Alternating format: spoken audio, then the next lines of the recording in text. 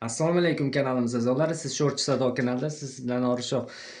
YouTube ya'ni televizorga sbros bergandan keyin ko'pchilik yozyapti, kanallarimiz o'chib ketdi deb. Hozir men kanal terishni o'rgataman. Kanal terish uchun mana bu DTV degan joyga kiramiz. DTV deganiga kiramiz DTVga.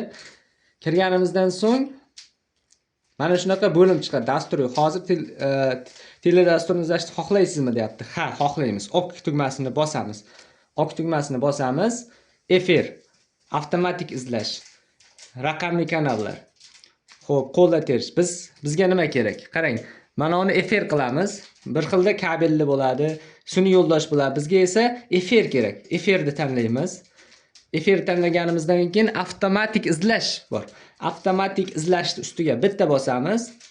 Xo'p, mana yerda izlashni boshlash degan yozuv bor. Izlashni boshlashga kiramiz. Mana o'zi kanal terib boshlaydi. Mana yerda foiz ko'taradi. Mana yerda esa DTVda dasturlarni soni chiqib bo'ladi. Ya'ni antennangiz soz bo'lishi kerak. Agarda chiqmasa, demak antennangizni yaxshilab ko'ring. Antennadan ham bo'lishi mumkin. Agar chiqmasa kanallar. Hozir mana ko'ryapsiz, terib boshlayapti. Mana 100% bo'lgandan keyin o'zi kanal chiqadi.